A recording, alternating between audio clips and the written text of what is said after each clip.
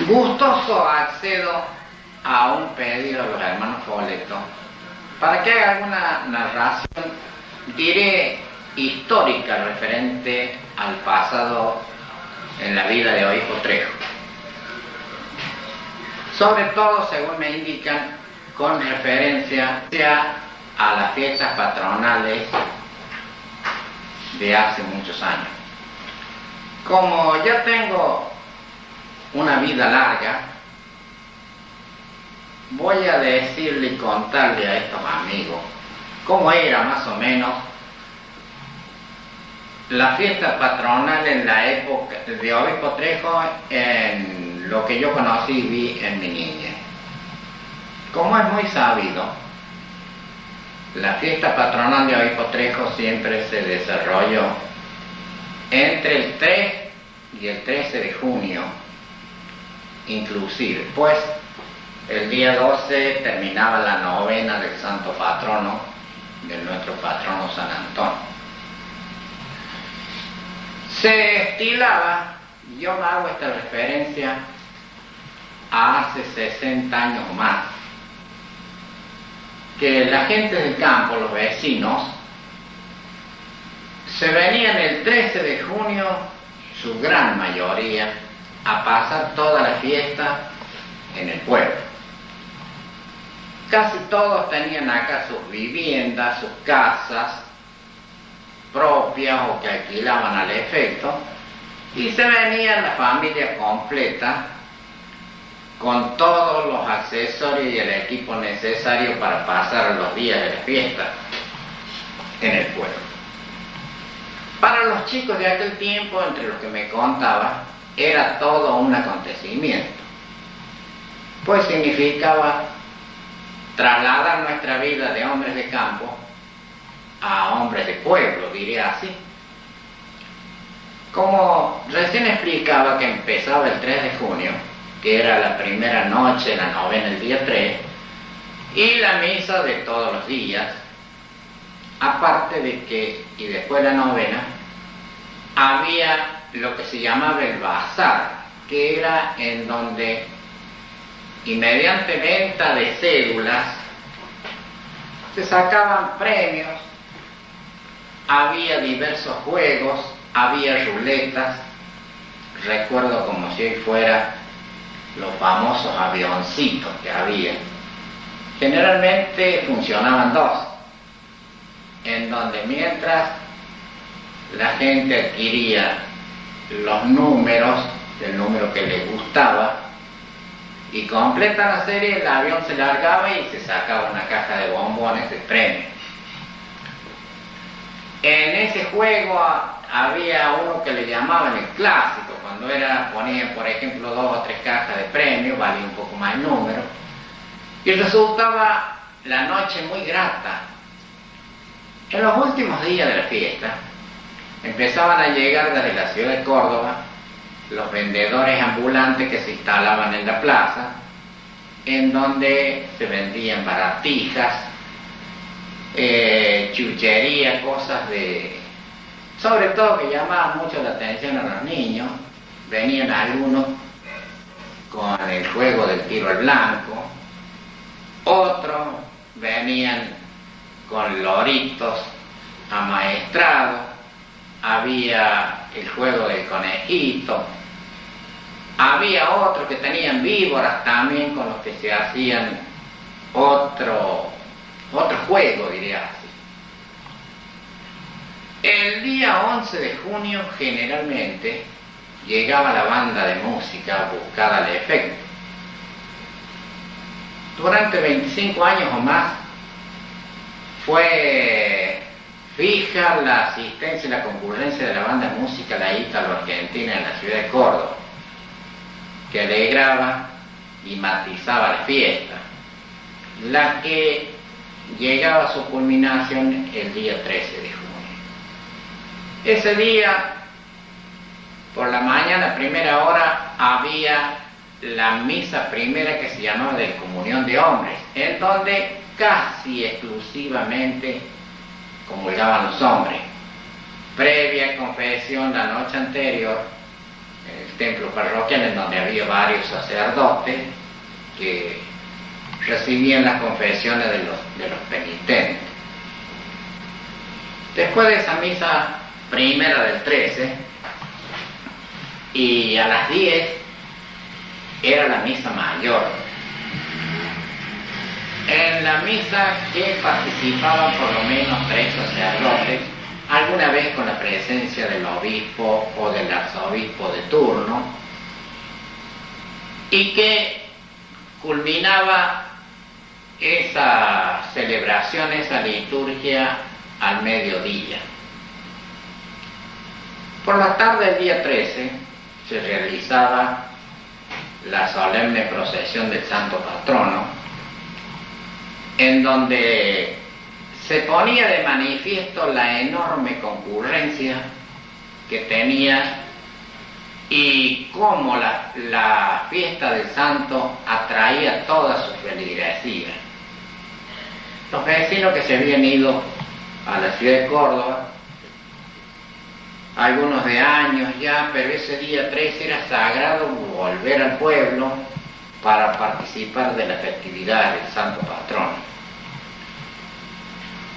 Una vez finalizada la procesión, que se acompañaba al santo con una gran caravana de jinetes, terminada la procesión, y ya de noche, a continuación, nomás se realizaban los fuegos de artificio, que resultaba sumamente agradable. Era una nota pintoresca, una nota que llenaba de euforia, que transmitía alegría a la población en general y sobre todo a los niños, porque era algo que llamaba poderosamente la atención. A medida que fueron pasando los años, diré de la época del 50 en adelante, las fiestas patronales fueron disminuyendo en su concurrencia. Ya los vecinos que se habían ido a la ciudad de Córdoba ya no venían en su totalidad. Había, diré, la vida un poco más difícil. La fiesta disminuía, ya no era lo que había sido en aquella época de mi niñez, cuando había tanta y tanta concurrencia. Y así hemos llegado al presente, en donde siempre hay concurrencia, pero no de la manera numerosa que era en aquella época de mi niñez, cuyo recuerdo me emociona y me resulta grato recordarlo, por más que alguien dijo que los recuerdos son siempre tristes, los malos porque lo son, y los buenos porque nos trae a la memoria el recuerdo de algo que pasó y que ya no volverá. A la época de mi niñez, recuerdo cuando la zona rural de Oipo Trejo era totalmente cubierta de bosques, y esos bosques se fueron talando a medida que pasaron los años. Se fue cortando, en realidad fue una verdadera explotación forestal, porque a los montes se los asesinó, diré así. Se cortaban a flor de tierra, desapareciendo el árbol y quedando la tierra inútil para la agricultura, por cuanto en aquel tiempo no había las desmontadoras del presente para hacer la chacra. Había que hacerlo arrancando de cuajo el tronco con el pico, lo que era sumamente penoso, precario, duro, trabajoso de hacer y muy costoso para el patrón que tenía que abonar esa tarea. Y se vendía aquella leña, con referencia a la explotación que había, se llamaba a la empresa. La traían a los compradores que había para que se cargara en los trenes de carga con rumbo a las ciudades. En la época primitiva del pueblo, cuando cuando el único ferrocarril que había era el que viene de Laguna Paiva de Anfune, más conocido por Central Norte Argentino, después llamado General Belgrano.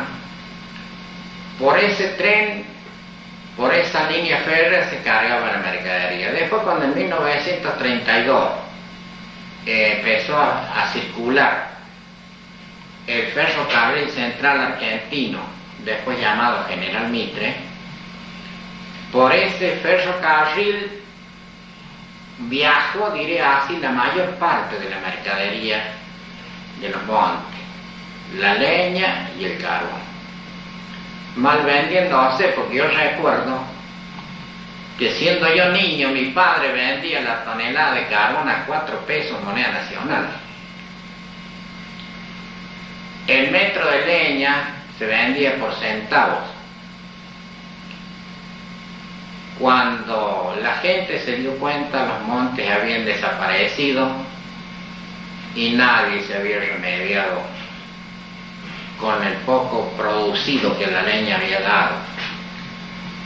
Ahora, en el presente y de hace más o menos, tal vez ya 15 o 20 años puede ser, en que llegaron las topadoras, se fueron diré, fabricando, haciéndose las chacras para el cultivo, para el desarrollo de la agricultura.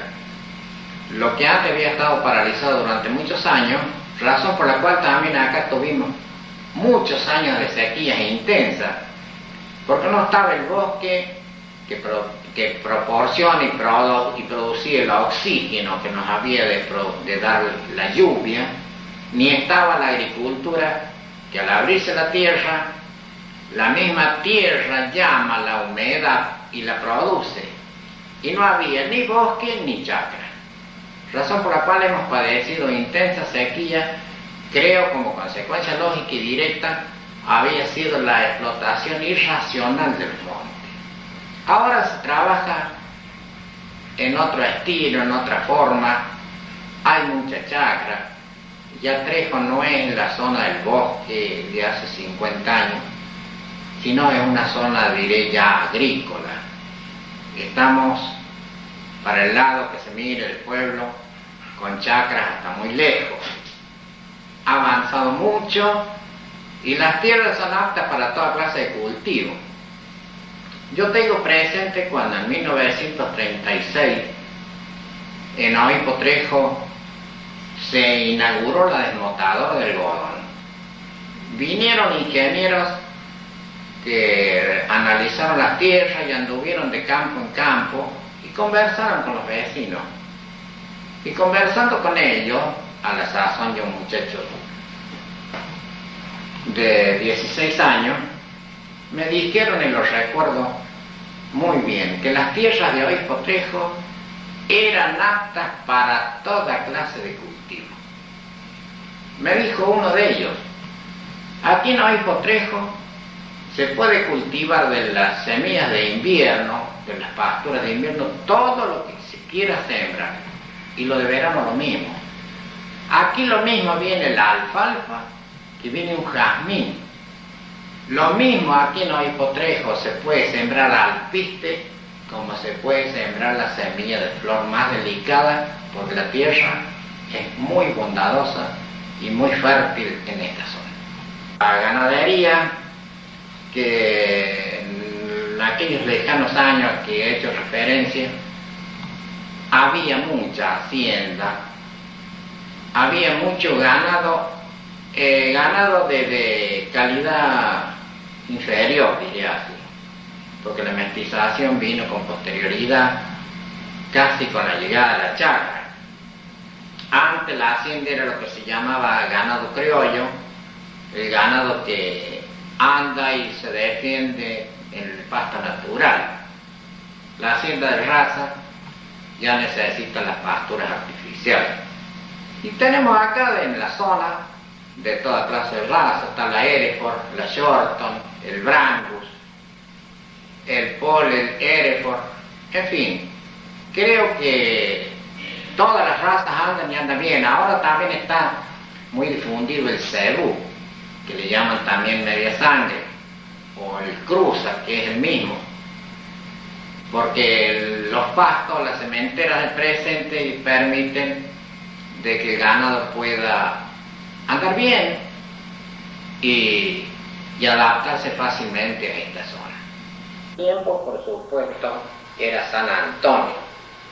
De San Antonio a Córdoba en carreta eran 3 días completos de viaje, porque sin perjuicio de que se caminaba casi todo el día, parte de la noche y muy de madrugada se arrancaba viajando, pero se iban tranquilamente 3 días de viaje.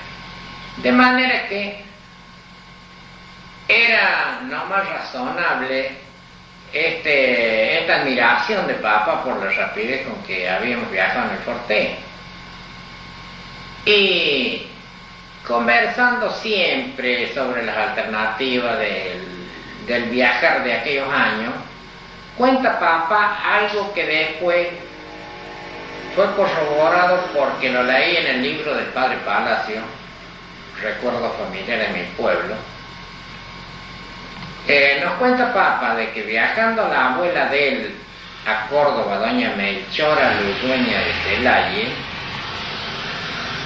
viaje que realizaban periódicamente cada 2 o 3 meses, llevando los productos del campo, queso, quesillo, cueros de animales que se morían o que faenaban para el consumo, lana, cerda, en fin, infinidad de cosas que en el campo se producían y que había que llevarlas a la ciudad por cuanto era la forma de negociar. Y contaba Papa de que a la afinada bisabuela mía, doña Melchora Ludueña, se le escapan los bueyes desde la ciudad de Córdoba, los 9 bueyes que tenía para viajar. Se le escapan, se pierden y los buscan y los siguen buscando y no los encuentran. No le quedó más remedio a esta buena señora que alquilar una tropa, porque era una tropa, en realidad 9 bueyes,